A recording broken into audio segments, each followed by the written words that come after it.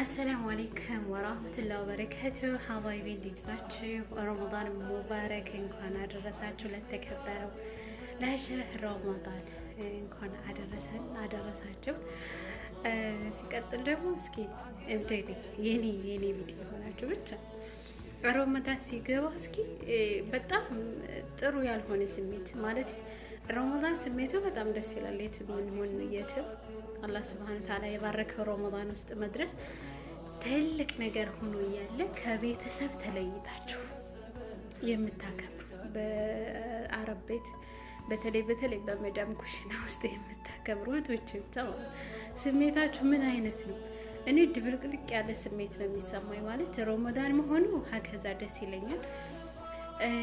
ላኪን ግን በቃ ቤተሰብን ሳስብ ከስደት ዓለም በጣም በተለይ እንዴ ነው የስደት ዓለም ላይ ሆናችሁ ብዙ አመታትን ከቤተሰብ ጋር ያልጾማችሁ እና አሁን 13ኛ አመቴ ረመዳንን ቤተሰብ ጋር ታከበርኩኝ። በጣም ቆየሁኝ። ብቻ አልহামዱሊላህ ሁሉም ነገር ለኸይር ነው።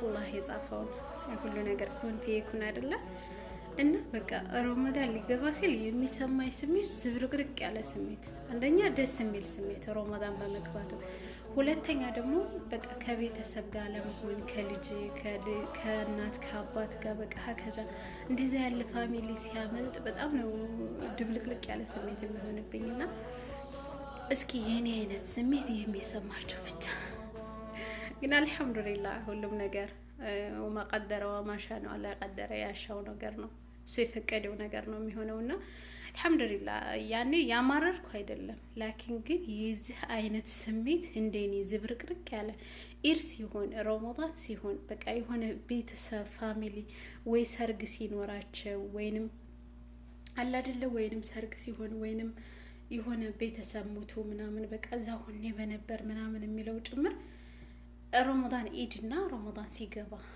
በቃ ያለው ስሜት እኔ ጋር ብቻ ነው። ግን በጣም አእምሮ ግልብጥብጥ ነው የሚልብኝና በቃ የሰው ልጅ ረመዳን እንደው አስቤዛ ገዝቶ ምን ብሎ ከቤተሰቡ ጋር ይጾማል። እኛ ደግሞ ሀከዛ እንደዚህ በአረብ ኩሽና አመታትን ምናምን ስናስቆጥር በጣም ያለው ስሜት ለኔ በጣም የተለየ ስሜት ነው የሚሆንብኝና አለኩል ያህል ወሬ ያበዛው። እስኪ የኔ አይነት ስሜት ስንት አመት ሆናችሁ በስደት ዓለም ረመዳን ማሳለፍ ከያዛችሁ?